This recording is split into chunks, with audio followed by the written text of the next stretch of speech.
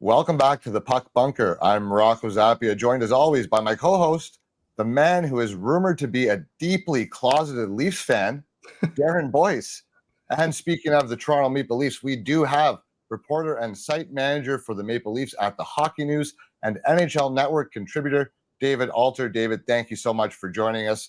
We're excited to talk some big, bad Toronto Maple Leafs with you tonight. Yeah, I appreciate it, Rocco. Darren, thanks for having me on. Let's start off with the season that was. 100 Boyce, you don't get to rebuke that rumor. That one's sticking around. 108 points last season, won the Atlantic. But as the story goes in Toronto, an early exit second round to the Florida Panthers. Again, I mean that's not an early exit by most, but you know this is supposed to be a contending team, a Stanley Cup potential winning team. So, what were your thoughts on last season and the good, bad, and ugly? Yeah. So, I mean, overall, there were a lot of expectations that there's been over the last 7-8 years with the Toronto Maple Leafs and the core players and everybody that they've got, and their consistency of getting into the playoffs. Like they are the sole possession of the longest active playoff streak in the NHL at 9 consecutive years. So, they've built up a core. They've been rather consistent in the regular season, and that was their best regular season yet in terms of actually winning a division that wasn't the Canadian division, like since this 4-divisional alignment went into effect in 2014. And, Ottawa gave the Leafs a pretty good run for their money, but they still got the job done in 6 games.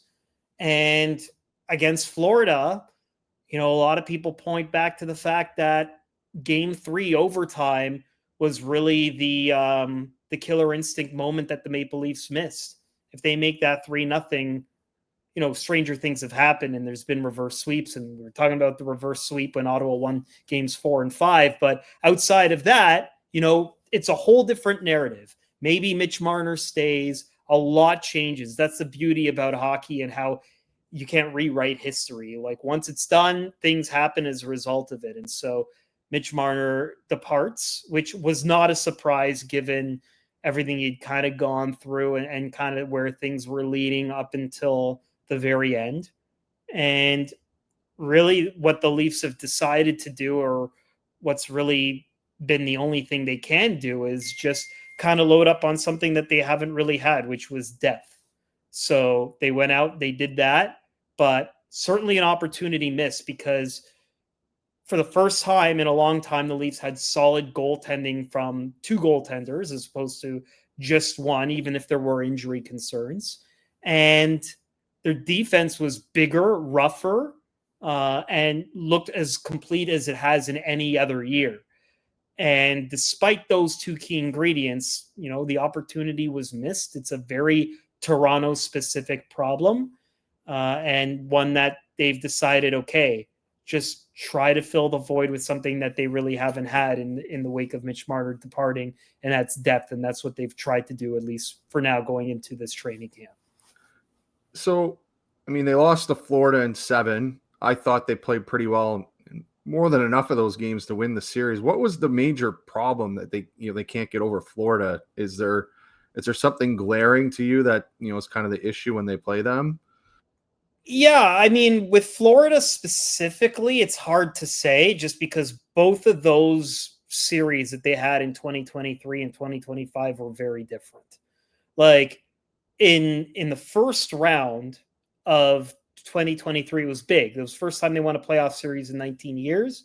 And by talking to a lot of people in the organization and just kind of their sense of it is that maybe they took their foot off the throttle a bit from the relief of finally winning a series when that's obviously not the end goal.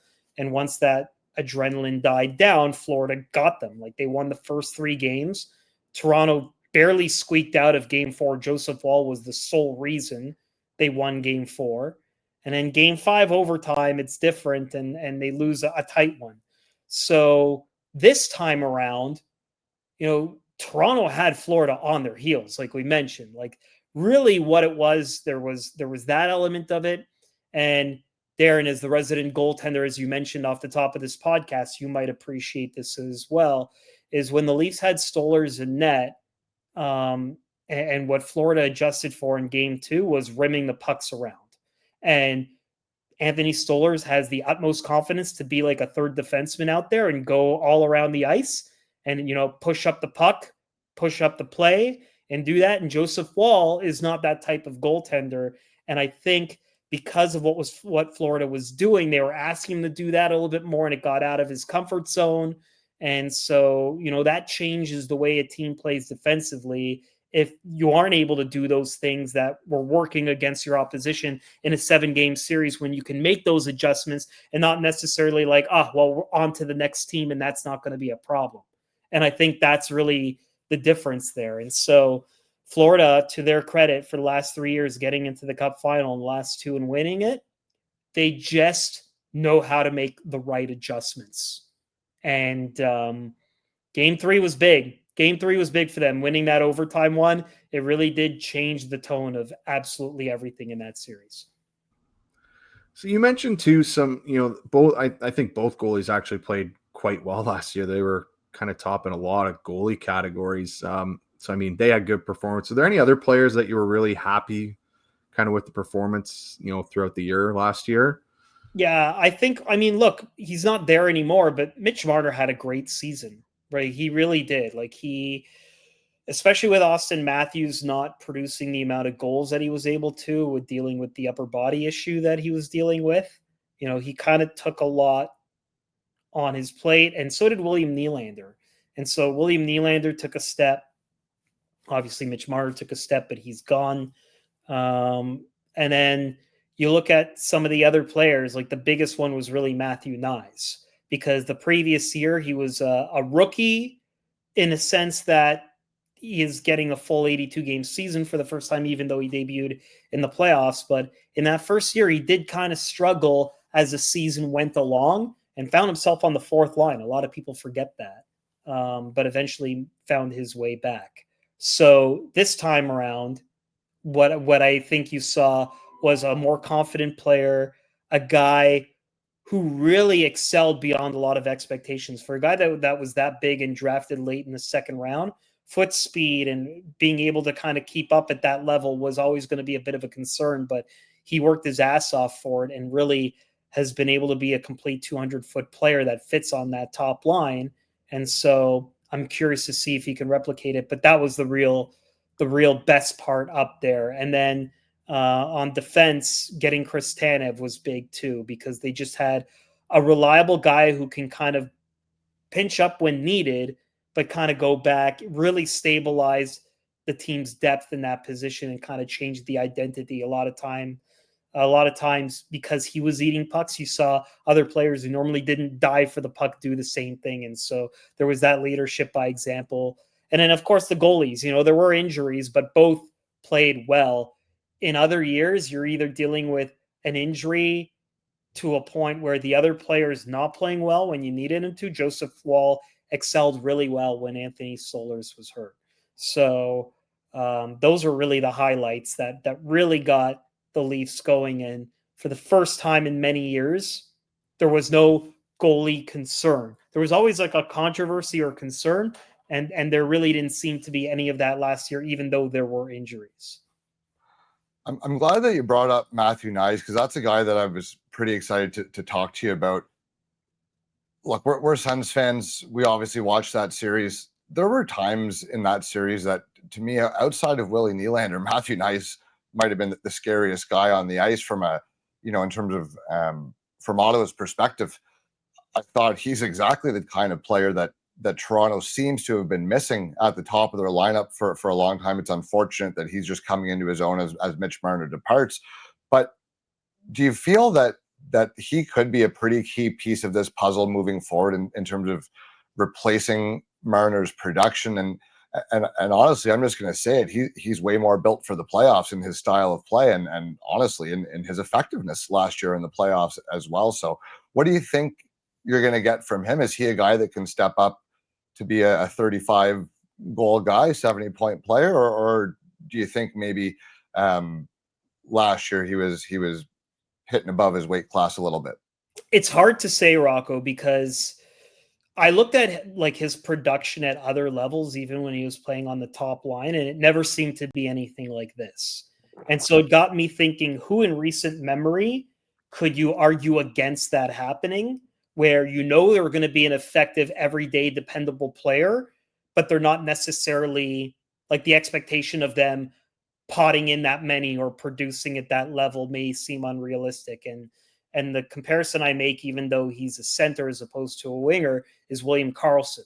Like that's kind of what I see, which is someone who is going to play in the top six, who can be dependable, do all that stuff. But I don't necessarily see him being an everyday 30-goal scorer in the NHL. Like this is going to be a real test of that, because without Mitch Marner on his wing, I don't know if he's going to do that, right? Like it's going to be really tough. And I don't know if he can go above that. Like if Auston Matthews starts producing 60 goals again, maybe he can kind of piggyback off that. But I mean, on that line, he wasn't the driver of offense, even though he did create the space for the players. And they're going to miss a key skilled player on that side of that same caliber. So it's tough just because it's not a player in the past I've seen like that was a game breaker offensively and known for that. That's why he was drafted where he was, really. So it's going to be tough to say.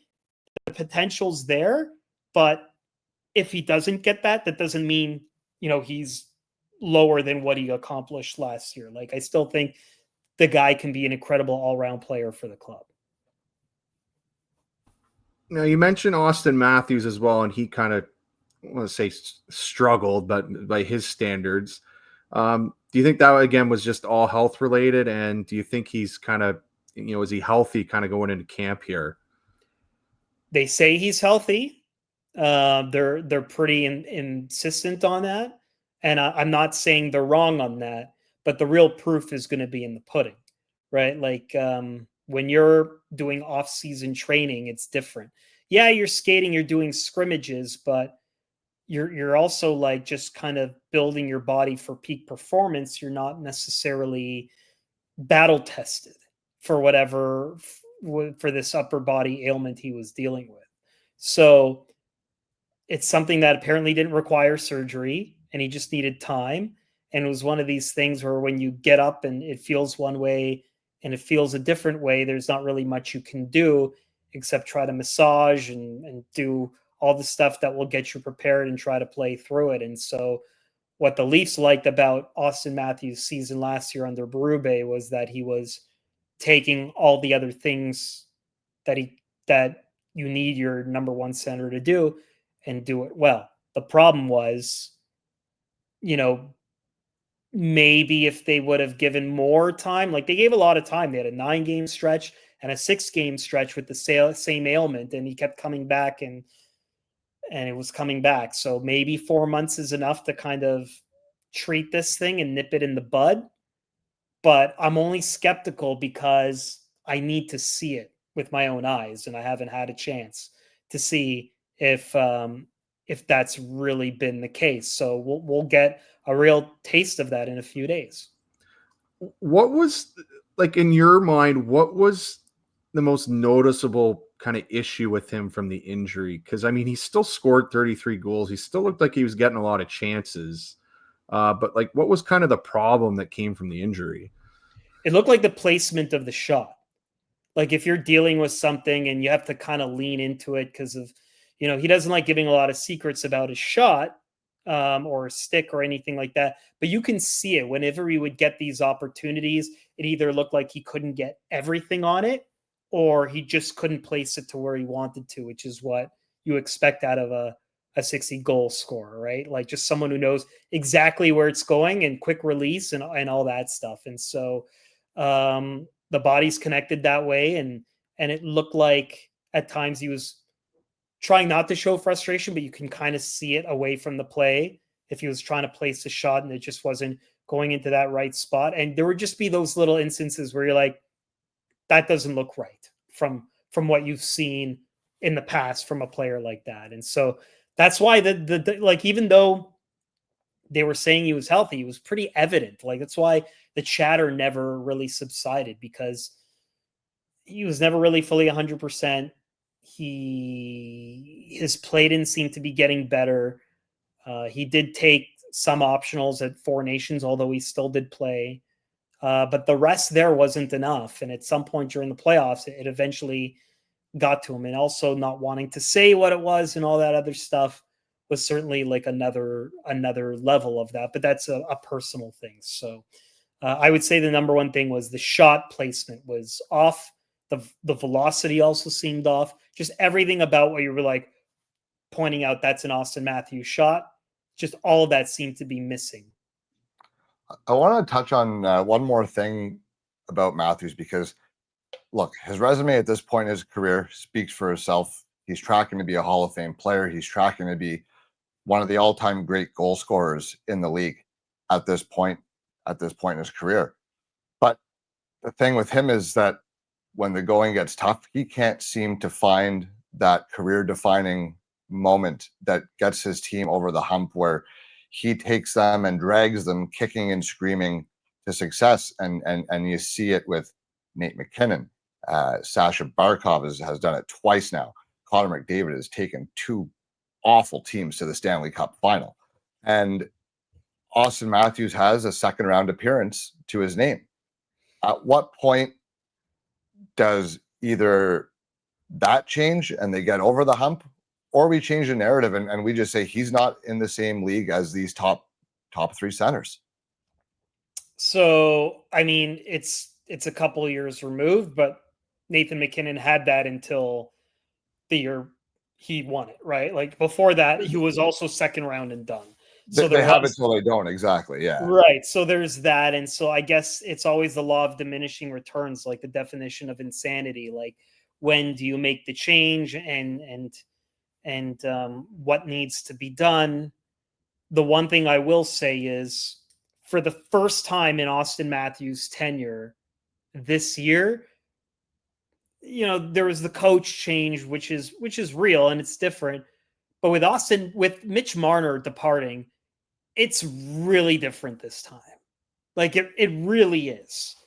Because a lot of Leaf fans or people who had kind of covered the team, when you went back to the 21 playoffs and the disappointment that came there in that first round loss to Montreal Canadiens, everyone thought there needed to be a change to the core because it was such an egregious collapse. Like it really was. And Brendan Shanahan was just insistent on keeping this core alive. And in 2022, they got really close. Like Tampa, a lot of times, they even admitted after 2023 that they thought in 2022 that the Leafs were the better team, but they advanced and was the opposite in 2023 when they won in 6 games. And Tampa looked like the better team. They just had, Vasilevsky had a save percentage in the 800s. Like there was a lot that went the Leafs' way. So I know this isn't a real answer to your question, but the GM is gone, but the GM really couldn't do anything different because Shanahan was still at the top. Shanahan's gone. Mitch Marner's gone. The core has changed, and the very top person has changed. And that's going to put all the onus on Auston Matthews to really deliver the team results because they've given other things to him now that make it seem like, okay, what can you do with this? Like it's not all on you. It's never individual, but yeah, like a lot's going to be, his career arc is going to be judged a lot this year because of if he's A, fully healthy, and B, what can he do with a different core of players in the playoffs? Because I think if you took Mitch Marner's production in the second round, but you look at who they got in their place right now, I think most fans would take that, like getting in there, like having like the different options in Dakota Joshua or Nick Waugh and that stuff that could change. So it's going to be really intriguing, but you're right. A lot of it has to do with Auston Matthews performing and putting it on. He doesn't say he's not the swearing type in that regard. And, Matt Sundin wasn't either, but no one really kind of looked at him differently in that regard too, even though they got to the Final Four a couple times with him. So yeah, it's tough. But Auston Matthews is definitely going to have to atone for a lot this year because I think it's what, 10th year now or 9th year. I always forget the count. But yeah, now it's you're a veteran player, so to speak, and so he's going to have to try to deliver those results, and there's going to be more of a focal point on him with Mitch Marner departing.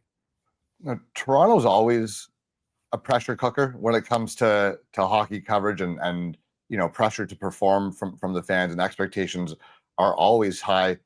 With a player of Mitch Marner's stature walking away in free agency, and I understand in the cap world they replace those assets in other ways, so it's not like he left quote unquote for free.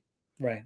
But when you let a guy like that go, is there almost more pressure now because you can't go back and undo letting one of your premier performers go? And does that kind of dial it up a notch for Matthews and a Nylander? Although I do think the playoff question with Nylander don't exist anymore. He's proven his worth there. But with Matthews specifically, is there almost, if there could be even more pressure in Toronto, is it this year? To some degree, yeah, there would be. I think now there's only the pressure because I think if he's fully healthy and the production doesn't come there, there's going to be that question of how much of it was Mitch Marner. Although I don't see that scenario playing out, to be honest with you. Like, I do think that Auston Matthews will have a better offensive season no matter what this year. I just don't know if it's going to be 45, 50, or whatever it is. But in the playoffs, it's going to be different. They're going to try different things. Like, they really are. So, like, that first time they got out of the playoffs, Mitch Marner wasn't on his line. It was Max Domi. And by all accounts, Max Domi is going to be the guy that starts in that regard when training camp opens. So it's going to be a little bit different that way. But the real thing is, in any other market, losing a Mitch Marner type in the way where they, outside of Nick Waugh, you're essentially kind of losing them for nothing. The problem is the person who's probably most responsible for that is gone now in Brendan Shanahan. So it's kind of hard you can't put it on Brad Treliving. He was given a month on the job, essentially given a mandate where those guys were going to stay.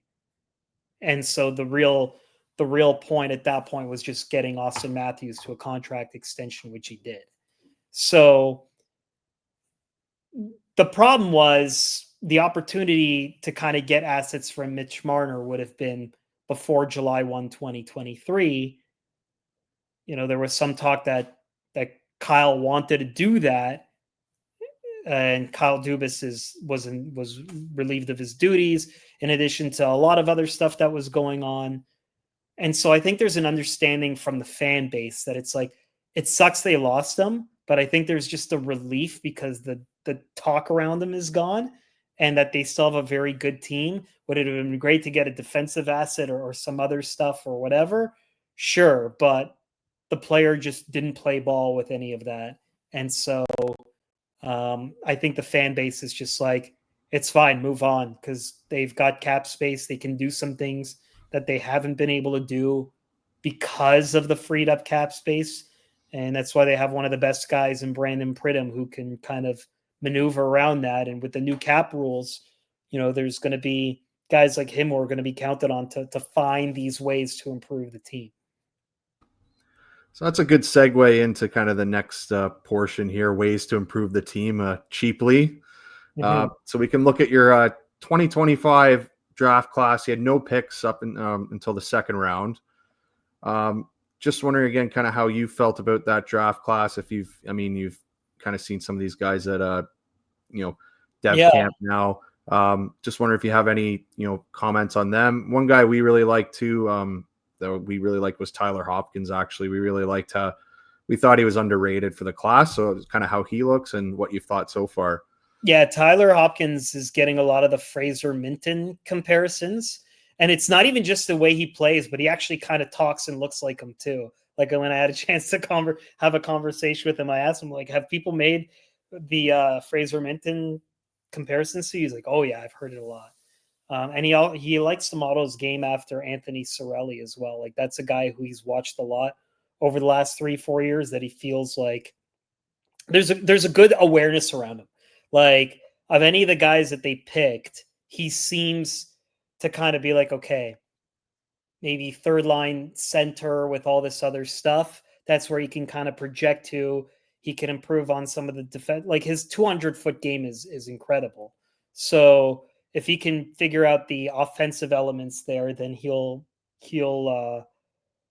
fit in and go really well. Tinas Luke Koblar, who we saw, and he's obviously not here because the European leagues have started, but at development camp back in July, he's a good athlete. It's just I'm not sure if he can put together what they need in that regard. But very gifted athletes. So it's just a matter of if he can get the hockey sense up to kind of be a player, and then at that point kind of figure out what kind of player he's going to be. I'm still kind of on the fence there. I did see Nancy had a really good setup today in the second game, and I didn't really know much about his game. And William Bell intrigues me a lot too, because he looks like one of these diamonds in the rough that if put on the right path, if he can figure out some stuff, could be a menace. But it's just a matter of if he can acquire all those things. So that's kind of really my 2 cents on what they look there. But it's tough. Like the last few years, the Leafs have not had high picks. Like a prospect a lot of media miss, and it's selfish, is Nikita Grabenkin, who they traded away in the trade for Scott Laughton. And I can already see like he's having a field day in Philly, and also looked like one of those menace type players out there. So it's going to be interesting with the draft class there, but not from this year. Like all eyes are on Easton Cowan, and if he can make the jump, that's really the only prospect that everyone's kind of looking at. And now Ben Danford, just because it's a different homegrown defenseman type pick that the Leafs have made compared to previous years, where they were kind of looking more for skilled young defensemen who had offensive upside, but then had to learn the defensive element in the game in the NHL.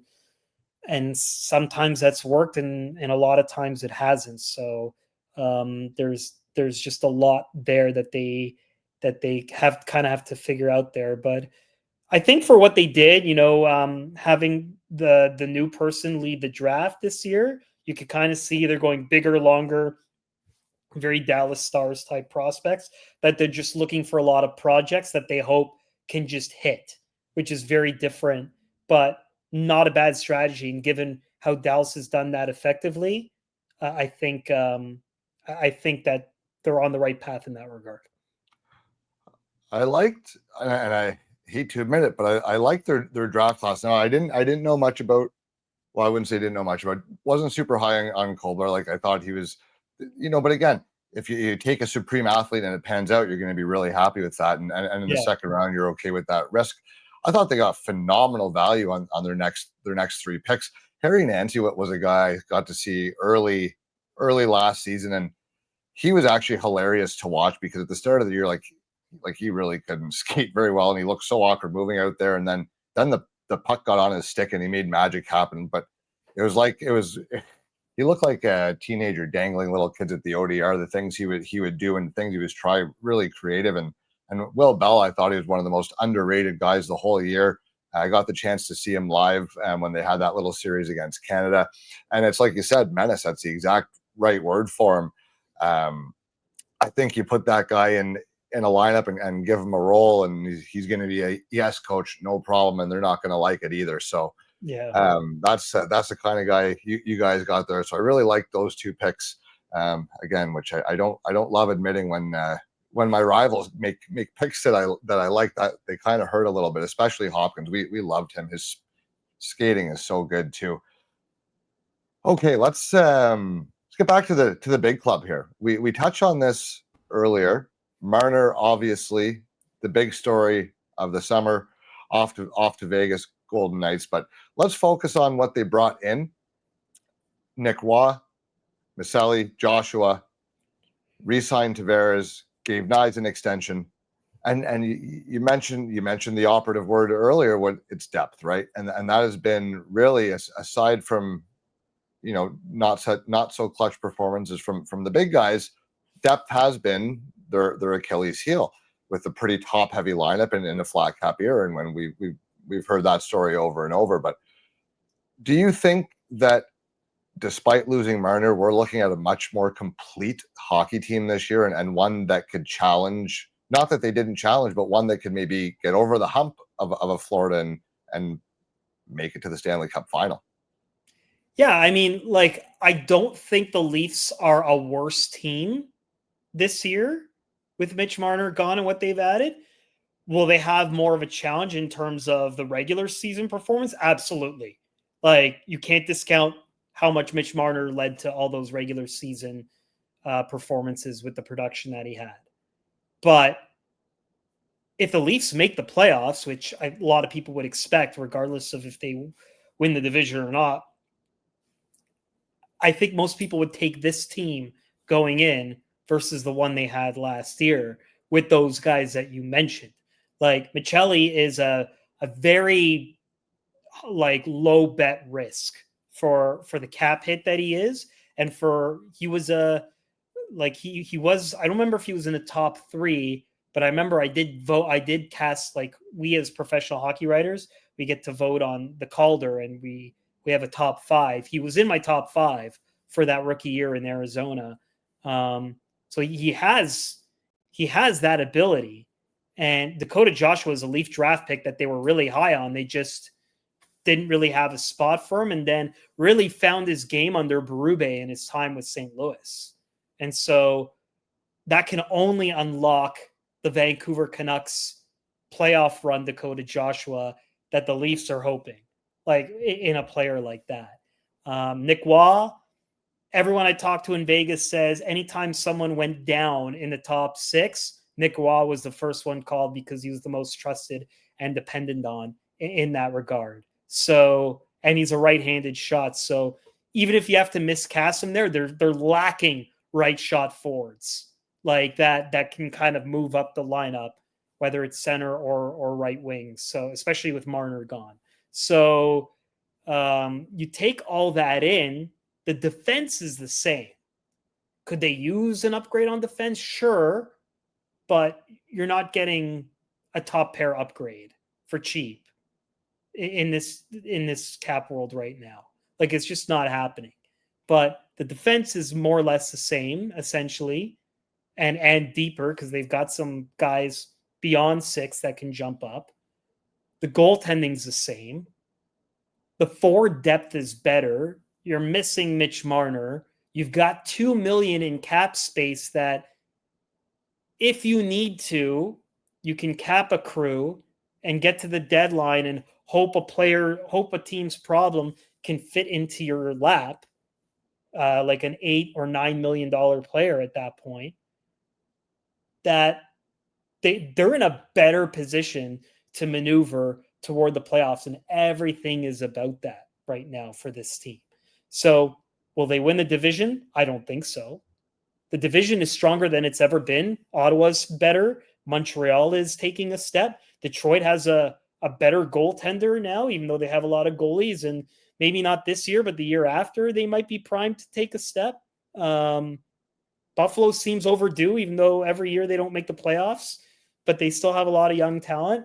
It's going to be a really big meat grinder of a division for the Leafs. That I don't think they're going to win the division this year, but I don't see them not making the playoffs. And for them, it's all about what they put on the ice for the playoffs, because that's all it's been about for them over the last 5-6 years. You talked about this fan base, and they were talking about Easton Cowan. I mean, they're really excited about him. What's the team thought on him? Like, are they expecting him to make it out of camp, or like, are they wanting him to kind of, in my opinion, he should be in the H. I mean, I've watched him a lot. I'm in London, so I mean, he's a very good player. But I've always thought he should just, maybe there's a little more time to start his pro career in the AHL. What's the thought kind of the team on him and what their plan is with him? I think the thought is they're not really sure. And I think it's really going to come down to how he looks in these preseason games and if he can actually win a spot, because you're right.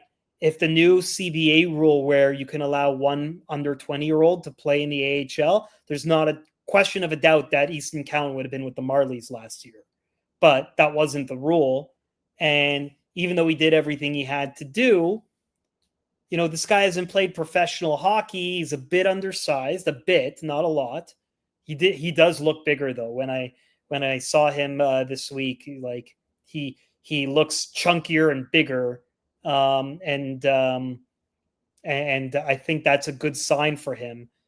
But he's really going to have to show that he can keep up the pace of play. And I think the message is get your defensive game right, because everyone knows what he can do with the puck at this point.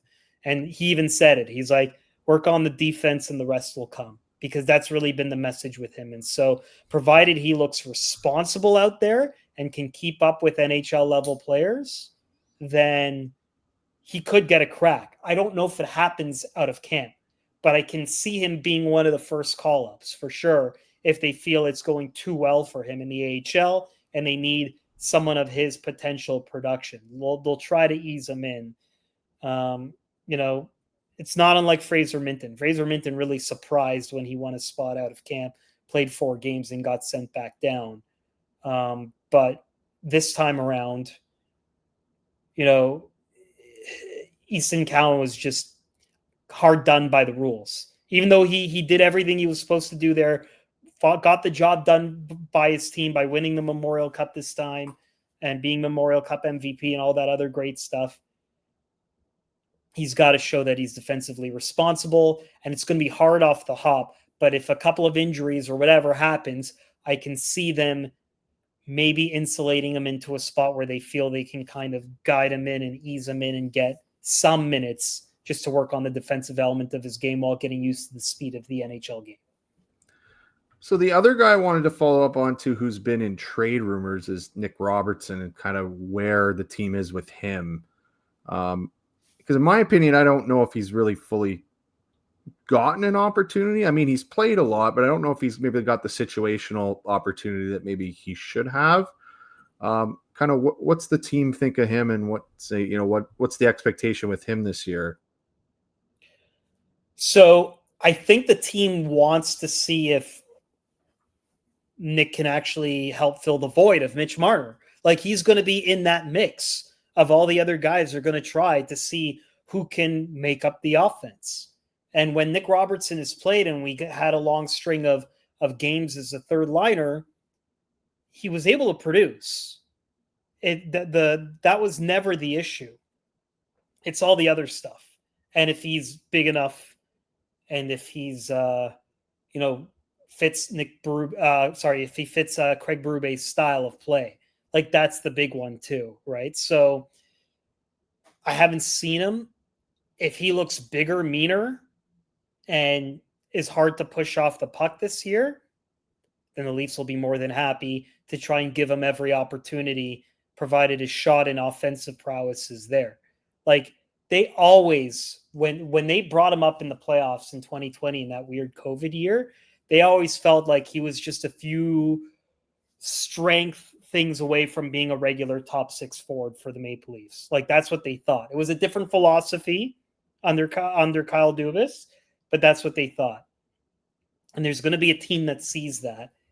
And I think that was part of the frustration with Nick Robertson wanting out last year. But I think now, as you mentioned, the opportunity's never been bigger for him. And he will get some looks and a shot, and to show what he can do and show what he's taken in the offseason. But health is not a concern for him anymore because he's actually been able to play a decent amount last year. I'm sure the not being in the playoffs on a regular basis frustrated him. But I think signing that deal that he did, coming back, having the leverage again, that's what he wants, because for a long time he was hard done by that all the cap shenanigans and stuff he was a victim of. And so he felt that kind of stunted the development of his game to some degree. And now that he's played a whole year and he's done all that stuff, I think it's not unreasonable to see a 20-plus goal season if put in the right position for him. Now, you mentioned him being put in the right position and how he maybe contrasts a little bit what Craig Berube is typically looking for from his forwards, right? So, yeah, chicken and the egg. Is he going to be given an opportunity to be put into positions to succeed, or is he going to have to play a style that doesn't suit his game just to prove his worth to the coach in order to get into those spots? And at a certain point, is someone higher up saying, hey, we need to give this kid some looks to either see what we really have or so we can get something back for him? Or does Berube kind of hold all those cards and it's simply up to Robertson to impress the coach? It's tough. I think with Nick Robertson, he's going to try and do everything he can to just take another step and be that guy, because even his style of game, he wasn't necessarily producing. And there were times on the other side where it looked like he was getting pushed off the puck easily. So it's really going to come down to what did he do in the offseason to get thicker and still maintain that speed, but also have that hockey strength of just winning the battles. If he wins the battles, all that other stuff will come for him. But he has to show he can do those things. So whether it's a third line, a fourth line, I'm not sure. I think maybe now if they have more right-handed shots like they do, maybe what was holding him back a bit is, from a development standpoint, is just go back to the left side, because he was a right wing playing but a left-hand shot. And there was a bit of a mismatch there, although that also can be helpful in terms of your offensive abilities. But then when stuff happens on the back end, that's not really the strong side for him. It's weird. So there's a lot of different things that play there. And so it's really just going to be a matter of be that good enough and be that strong enough that you don't have to get in your own head about your game and what you need to do. Because look, I'll tell you this much. The talk about him wanting a move or all that other stuff has died down significantly. I do believe that there is a path he sees for himself.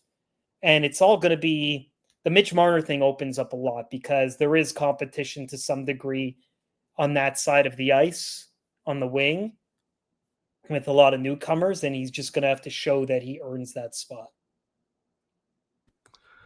Now to move on, John Tavares re-signed so at a very, very good cap rate.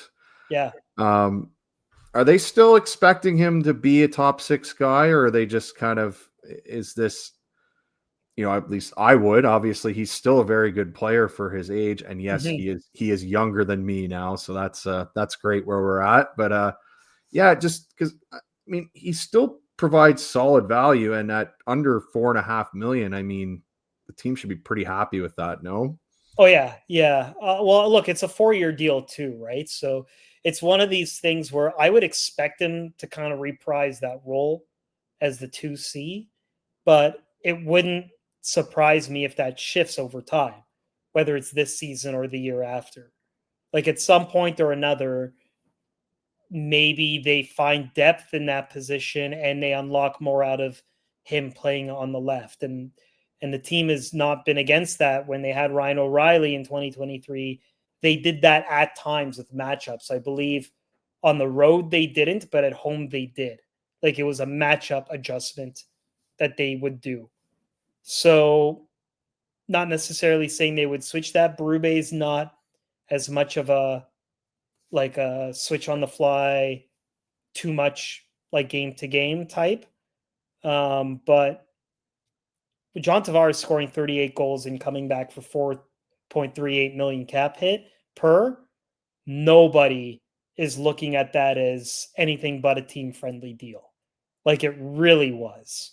And so there's a lot of good that came from it in that regard, that showed that, they can kind of make space and get some other guys. And they did that. I believe that Tavares one happened first and all the depth pieces happened after. And you probably have one or two less players if Tavares is getting market value. So of depth guys that you want, that is. So yeah, I think he'll still continue to be that dependable 2C for them, but there will be times where, depending on how good Nick Waugh is or whomever else they might be able to get, that maybe they make some sort of switch. But there's a lot up for grabs, and a lot of it's going to be based on feel, because it's a very different team without Mitch. It changes a lot of the dynamic. And but the one thing they could do is keep Tavares and Nylander together. And that would probably be best for someone like Tavares and the consistency that he's been able to show with Nylander on his wing. It's nice to see one of them finally took a hometown discount in the name of winning. So yeah, hey, 4 point whatever million, that's a steal. I think there's a recognition. Well, one, he didn't want to move. Two, he got his money, but there was also a push that he couldn't just do the Jason Spezza. Like, there was no way. It was way too early in his career, right? So the deferred money is a very interesting thing, because that's not going to be a thing anymore in next year's contracts. But that was one of the creative things that were on the table to try and get the cap hit down. And I think the Tavares camp just kind of knew, like, throughout the course of the contract, that they felt being pigeonholed that number was going to be one of those things where, hey, if you come back and you sign that, the overarching, the way John Tavares' legacy will be looked at will change, because a lot of people, if he continues to produce in those 4 years, a lot of people will look less at the $11 million cap hit years on the whole throughout the career arc, as it averages out to being a number that's far less than 11.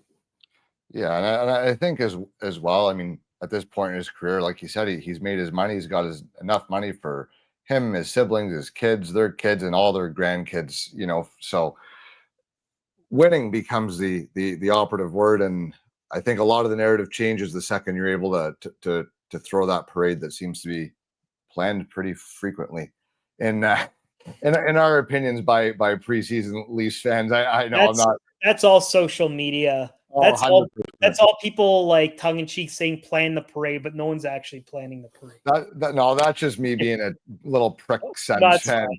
So let's give us your thoughts. Obviously, Craig Berube has his resume speaks for itself, and by all accounts, he had them playing a much more complete game.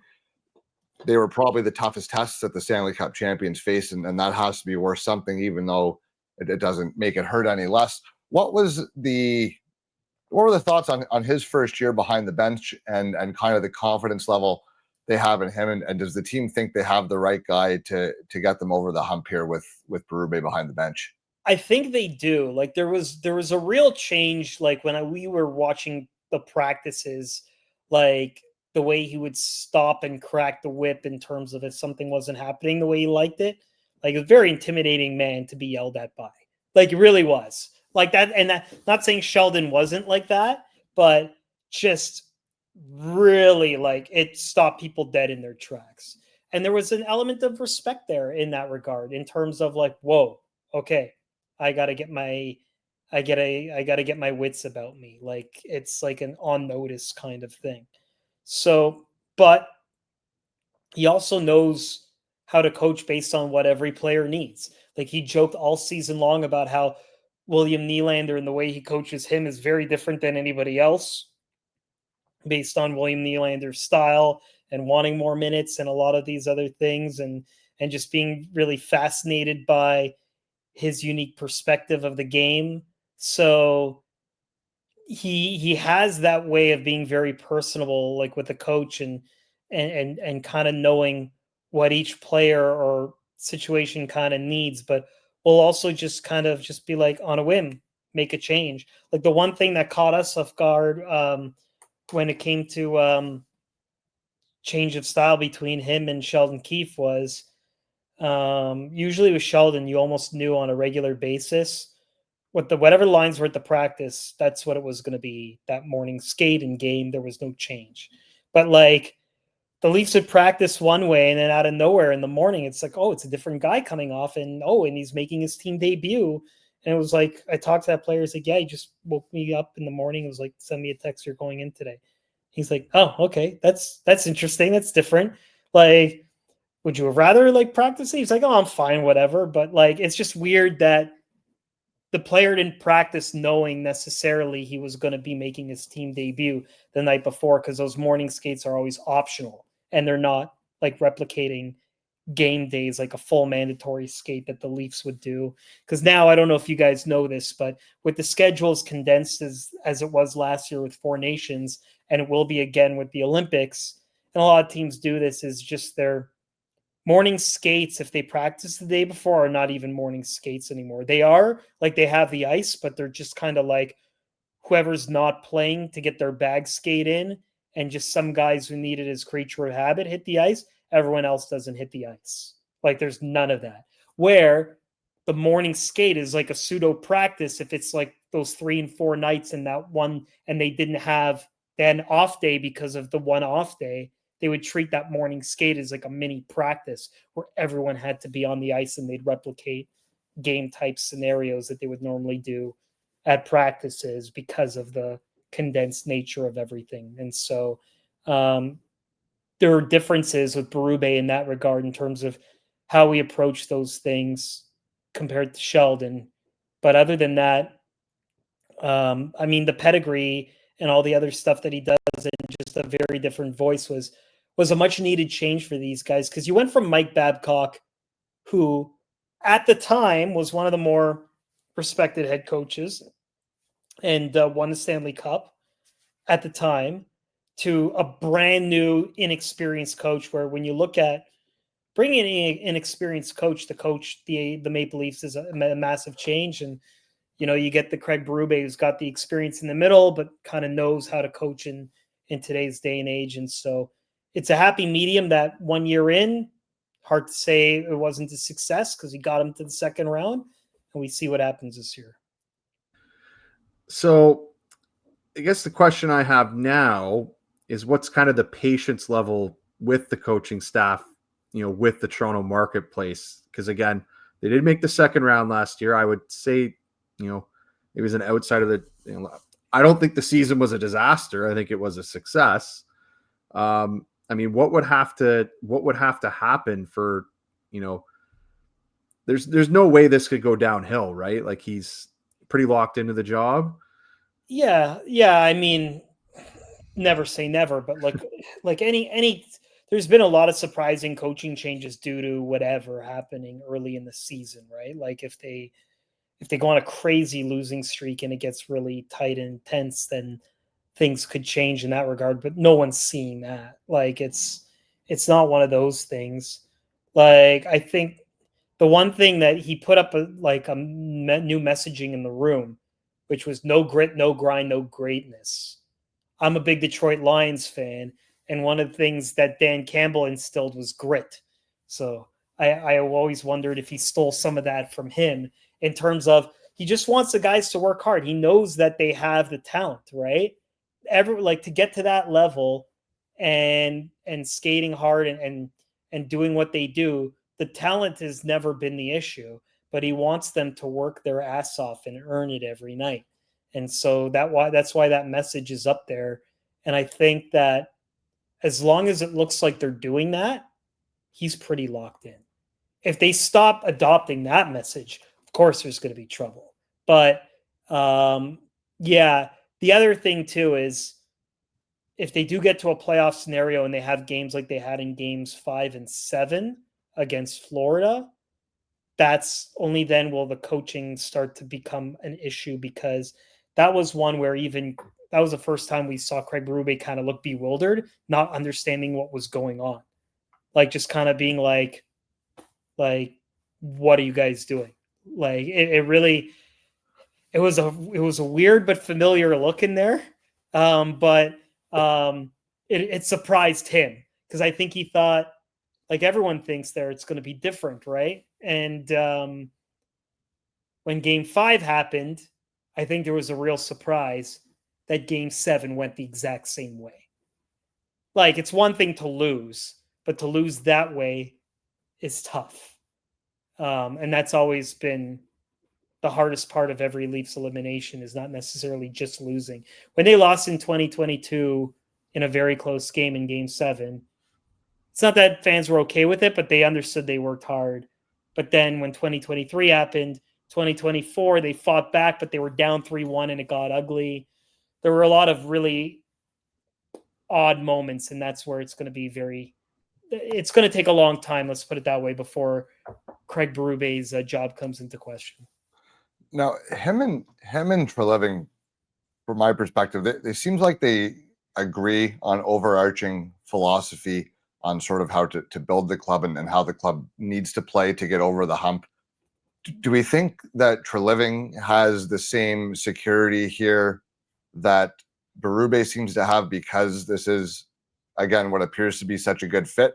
Or do we think that because he, look, like you said, he came in way late to the party here, but technically Marner's gone under his watch. So does he have a shorter leash because of that, or do we think that this is the tandem that they're going to let see through the remaining prime years of this core? I think the latter, and I think that's mainly because even though this is Treliving's third year as GM, in my mind, this is really his first, because he is kind of unencumbered this way. Like, he really is managing the team. Like, Keith Pelly is the MLSC president, but he's really just kind of dealing more with the business stuff, where when Brendan Shanahan was in charge, a lot went through his office, where, like, I think now, like, unless it's like a substantial change, like a meteoric, like a tectonic shift type change, like it's barely going to be more of Treliving's mold. And like even little things I can already see change that haven't happened before. So like the Leafs development camp that just finished, or the rookie games, I should say, since the pandemic era, they did this weird thing that Kyle Dubas also took with him to Pittsburgh, where just those teams would wear their practice jerseys for those rookie games. Like, all the other teams are wearing their NHL jerseys, but like the Leafs, and then Kyle, when he went to Pittsburgh started doing it too, would wear their practice jerseys with their names on it in those games. And like, that was just like a fundamental like philosophy, being like we don't believe you've earned the right to wear the jersey till the games start. The prospects tournaments don't count. Yet, what does it say when the other 30 teams are doing that? Like, it just looks like a mismatch out there, where the first thing I noticed, Shanahan's gone and the Leafs are wearing the regular jerseys. And I'm sure that's a Treliving call, being like, get the right jerseys out there, right? Like, it's little things like that seem like nothing, but will actually show more of Brad Treliving. Like, look, he still has to own all the other moves he's made, which is fine. But I think this is the first real year to judge him in that regard, because he's holding more weight in his position than he has had the previous 2 years. Just a follow up on that, what would your level of trust then be in Brad Treliving, just, from his experience, with Calgary previously? Are you comfortable with him as the GM? It's technically his first year. You comfortable with him in that position? Yeah, I think so, only because I think Brad Treliving's problem wasn't roster construction in Calgary. I think his issue was trying to get guys to want to stay in Calgary. Like, I don't think that was really the issue. Like, look, when the Matthew Tkachuk trade happened, that was a really difficult situation to be in. Like, to have a player be like, I have no intention of staying, so get your stuff from me now, or whatever. And so it may not have worked out to their advantage, but when I saw that trade went down, I thought, you know what, this guy had a gun to his head and got that. I thought that was a pretty impressive haul. Like, I really thought it was. Like, pretty good defenseman, Mackenzie Weegar. You had a top point getter in the NHL and Jonathan Huberdeau. And I mean, granted, everything else after, I think they got a first round pick from that too. Did they not? I can't remember. I can't remember the whole details off, but it was a big haul for that. Where when I recall when he took the job 2 years ago after he left Calgary, the number one thing he said when he left, and he was planning to not work for a bit, and then the Leafs job came out of nowhere, because it really was out of nowhere, was that he took it because it's the Leafs and it means something. Those are his quotes. And so I think for all the other knock on people not wanting to play in Toronto or whatever, there's just as many guys that do and want to, maybe more so, that the challenge of it being Canada or whatever is not as great in the Toronto market with the resources that they have compared to Calgary. And I think that's why I think it's okay to judge him based on this experience alone and not what he did in Calgary solely, because I think people like the type of players and the draft and all those other things that Calgary did pick up over the years. It's just been a matter of trying to keep the guys. And I don't think that's anything to do with Treliving, and I think that has everything to do with the market. You're right about the first round pick, and that trade was actually completed this past draft. Oh, Darren Boyce, big fan of this player. Colin Potter is the final piece of the Matthew Tkachuk trade. And I agree with you completely. Like you said, he was absolutely had a gun to his head, and he found a way to extract some value there. Last one for you, David, before we wrap up. It'll be a quick one. The Maple Leafs are going to make which round of the NHL playoffs this year?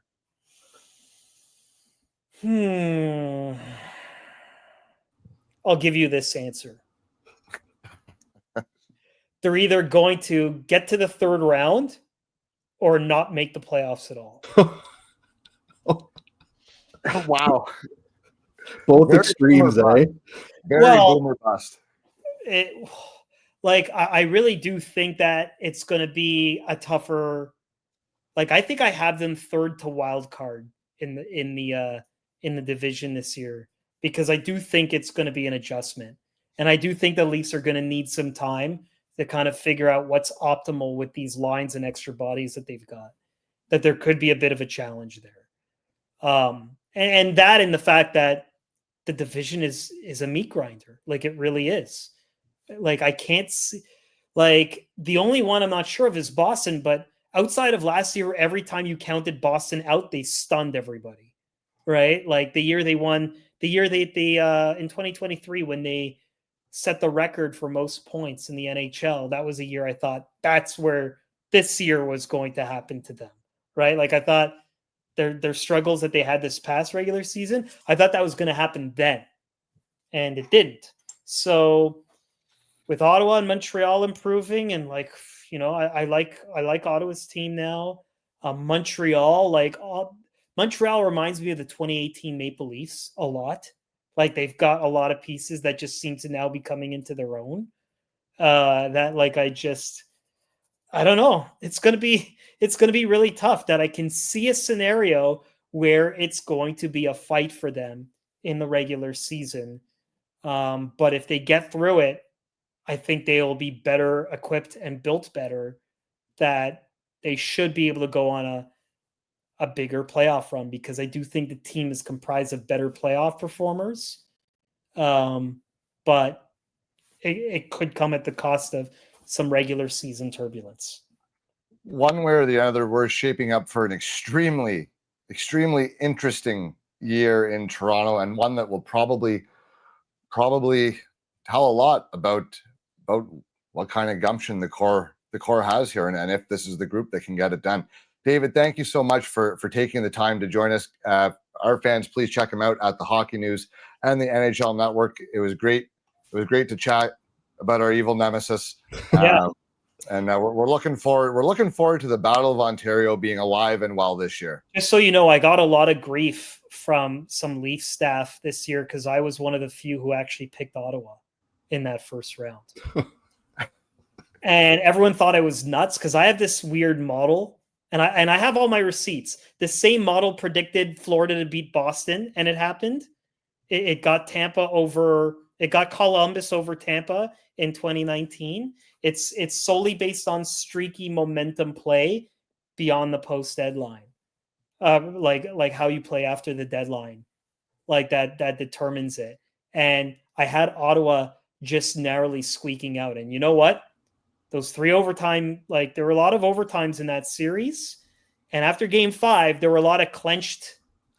There were a lot of there was a lot of tension. There was a lot of you can say it. There was a lot of clenched assholes in Toronto. Yeah. Well, it was just as one of those things, right? But Toronto does have that 5-0 record now of playoff series, and they're also 0-5 in every subsequent series after Toronto and Ottawa too. Like that's how it's been for them since Ottawa's come back into the NHL. Ottawa looked like a team in game 1 that hadn't been in the playoffs for 7 or 8 years. That's that was the series. Games 2 to 4 went to overtime, right? Yeah. So like that really could have been spun on its head. And then the one to me, and I actually asked Craig Berube about it, was when they had the power play in the overtime session of game 4. And they did it because someone got hurt and wasn't available. John Tavares, but he came back later.